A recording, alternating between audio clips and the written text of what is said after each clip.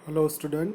आज हम पढ़ेंगे अध्याय 2 राष्ट्रीय आय की अवधारणाएं, घटक, गणना या अनुमान। देखते हैं राष्ट्रीय आय। सबसे पहले राष्ट्रीय आय क्या होती है? राष्ट्रीय आय जीएनपी का वह भाग है जो किसी वर्ष विशेष में देश के विभिन्न उत्पादन के साधनों को लगान, मजदूरी, वेतन, ब्याज और लाभ के रूप में चुकाया जाता है। जो उत्पादन के साधन होते हैं उनको जो भी पारिश्रमिक मिलता है वो राष्ट्रीय आय में उसको शामिल किया जाता है। उसका टोटल जो होता है वो राष्ट्रीय आय कहलाता है। परिभाषाएं देख लेते हैं, विभिन्न अर्थशास्त्र द्वारा दी गई।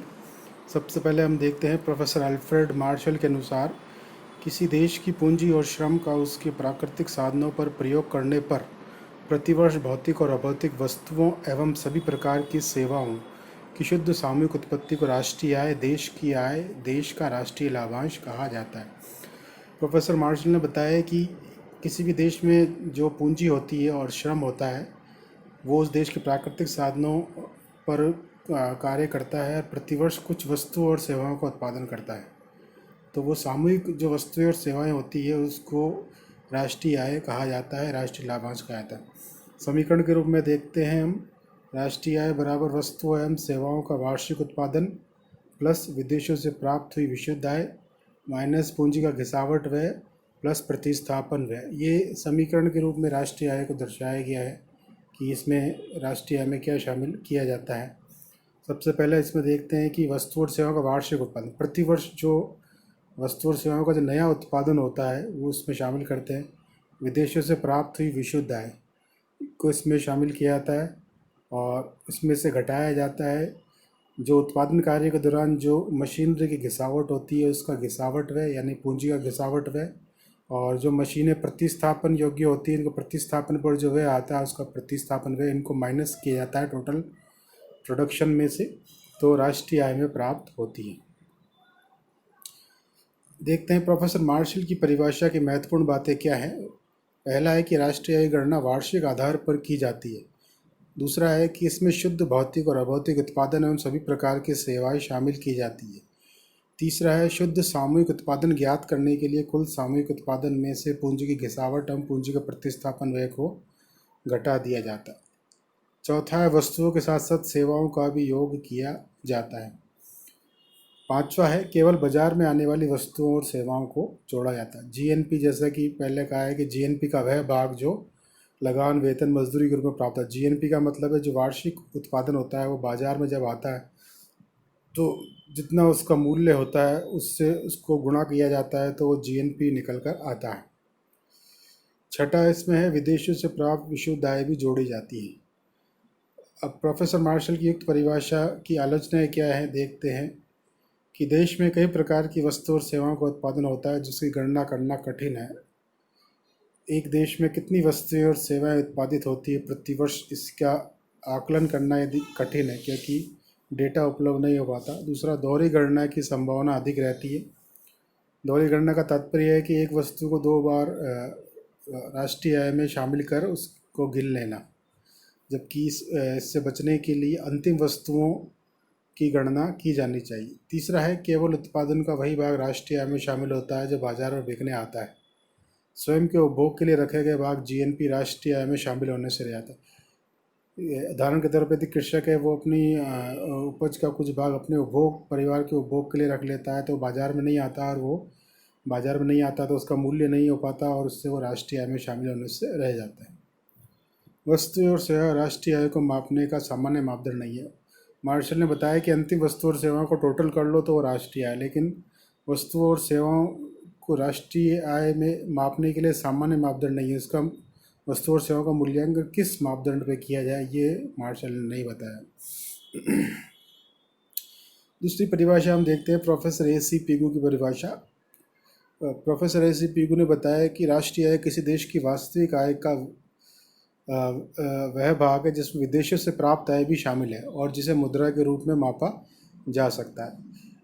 इन्होंने भी वही चीज़ बताई है कि विदेशों से प्राप्त आय शामिल है वास्तविक आय। वास्तविक आय मतलब वास्तविक उत्पादन के रूप में हम देख सकते हैं, क्योंकि जो उत्पादन होता है वही अगर मार्केट में बिकने नहीं आता तो उसी को ही हम आय मानते हैं, लेकिन यदि मार्केट में बिकने आता है तो वास्तविक आय का रूप धारण कर लेता है। क्योंकि प्रोफेसर पीगू मुद्रावादी अर्थशास्त्री कहे जाते थे, उन्होंने राष्ट्रीय आय को भी मुद्रा में मापने का मुद्रा मापने के लिए बताया है कि राष्ट्रीय आय किसी देश की वास्तविक आय का वह भाग है जिसे मुद्रा में मापा जा सकता है। पीक्यू की परिभाषा की सबसे महत्वपूर्ण विशेषता यह है कि उसने द्रव्य रूपी मुद्रा का प्रयोग राष्ट्रीय आय मापने में किया। उसने राष्ट्रीय लाभांश की धारणा को निश्चित बनाया, मार्शल की परिभाषा के दोषों को दूर किया और एक सामान्य मापदंड दिया।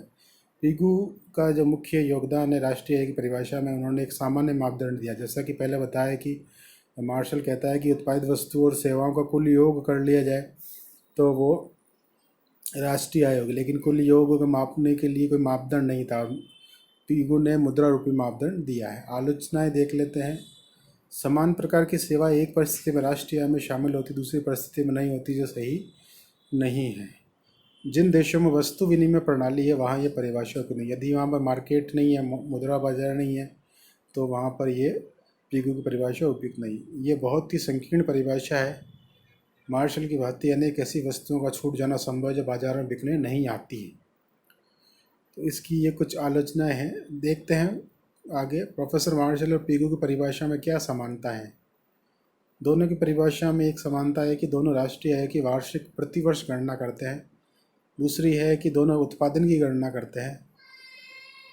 अंतर यदि हम देखें तो प्रोफेसर मार्शल पीगू की परिभाषा में अंतर पहला है कि मार्शल शुद्ध सामूहिक उत्पादन पर ध्यान देता है कि पीगू केवल वही भाग को राष्ट्रीय आय में शामिल करता है जो मुद्रा द्वारा विनिमय किया जाता है।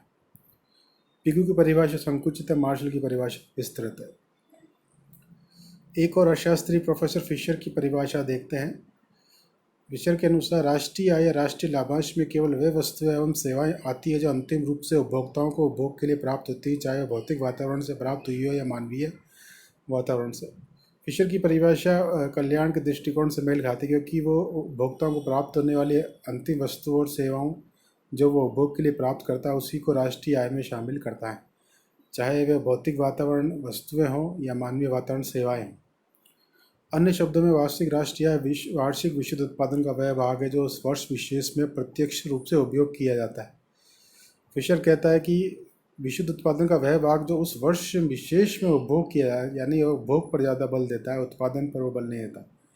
यदि जितना भाग उपभोग किया जाता है उतना भाग वो राष्ट्रीय आय में शामिल मानता है, और जितना भाग उपभोग नहीं किया जाता वो राष्ट्रीय आय में शामिल नहीं मानता। प्रोफेसर फिशर की परिभाषा की विशेषता है कि फिशर की परिभाषा भी वार्षिक गणना से संबंधित है। फिशर की परिभाषा उपभोग को आधार मानती है, मानव कल्याण का ध्यान रखती है, अधिक तर्कपूर्ण है क्योंकि उत्पादन का अंतिम लक्ष्य उपभोग मानती है। अधिक उपभोग अधिक कल्याण को बताता है, अधिक उत्पादन नहीं बताता। ये कुछ इसकी विशेषताएं हैं फिशर की परिभाषा की। आलोचनाएं क्या हैं देखते हैं। उपभोग की गणना तो उत्पादन से भी अधिक कठिन है। मार्शल की परिभाषा में हमने देखा था कि उत्पादित वस्तु और सेवा की गणना करना कठिन है। जब उत्पादित वस्तु की सेवा गणना करना ही कठिन है तो उपभोग की गणना, जो वस्तु और सेवाएं उपभोक्ता उपभोग करता है उसकी गणना करना और भी अधिक कठिन बन जाता है। दूसरा, टिकाऊ वस्तुओं की कुल उपभोग अवधि का अनुमान लगाना कठिन। यदि किसी कार को एक वर्ष में खरीदा जाता है लेकिन अगले 10 वर्षों में वो उपभोग के काम आती है, तो प्रतिवर्ष उस आहार के कितने मूल्य का उपभोग किया गया इसका अनुमान लगाना कठिन है। टिकाऊ वस्तु के हस्तांतरण होने पर उपभोग का अनुमान लगाना राष्ट्रीय आय में शामिल करना और कठिन। यदि जैसा कि पहले बताया कि यदि कार खरीदी जाती है और 2 वर्ष इसकी 10 वर्ष की अवधि है, उपभोग अवधि, यदि 2 वर्ष बाद ही वो बेच दी जाती है, दूसरा व्यक्ति इसको कितना उपभोग करता है इसका अनुमान लगाना कठिन है। एडविन वॉल्टर ने राष्ट्रीय आय की पृथकतावादी प्रवृत्ति की आलोचना की है, क्योंकि एक देश में उत्पादन और उपभोग दूसरे देश की परिस्थिति से भी प्रभावित होता है। ये कुछ आलोचना है।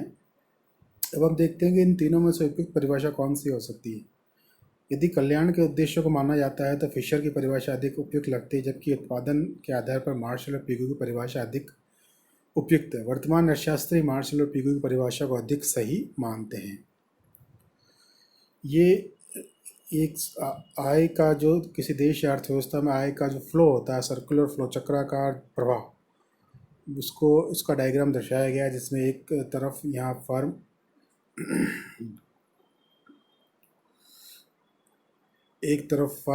और एक तरफ हाउस होल्ड को बताया गया है, जहाँ पर फर्म हाउस होल्ड की सेवाएं लेती हैं और सेवा लेने के फलस्वरूप